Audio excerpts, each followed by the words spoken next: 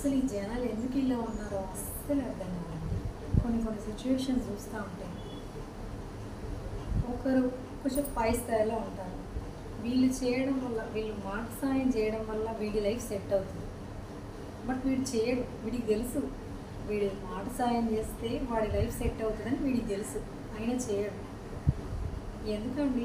చేస్తే ఏమవుతుంది? కర్మ సిద్ధాంతం ప్రకారం నువ్వు ఒకరి హెల్ప్ చేస్తే అది నీకు హెల్ప్ అవసరం ఉండకపోవచ్చు, బట్ నీకు ఏదో ఒక టైంలో అది ఏదో విధంగా యూజ్ అవుతుంది కదా. హెల్ప్ చేయడం తప్పేం కాదు కదా, మాట సాయమే కదా. మా అంటే ఏమవుతుంది? వాడి లైఫ్ సెట్ అవుతుంది, అంతే కదా, అంతకుమించి ఏం కాదు కదా. ప్లీజ్ ఫ్రెండ్స్, మీలో ఎవరైనా హెల్ప్ చేసే పొజిషన్లో ఉంటే మీరు హెల్ప్ చేయడం వల్ల ఒకరు ఎదుగుతారు. వాడి ఎదుగుదలకు మీ మాట సాయం హెల్ప్ అవుతుంది అనుకున్నప్పుడు ఖచ్చితంగా హెల్ప్ చేయండి.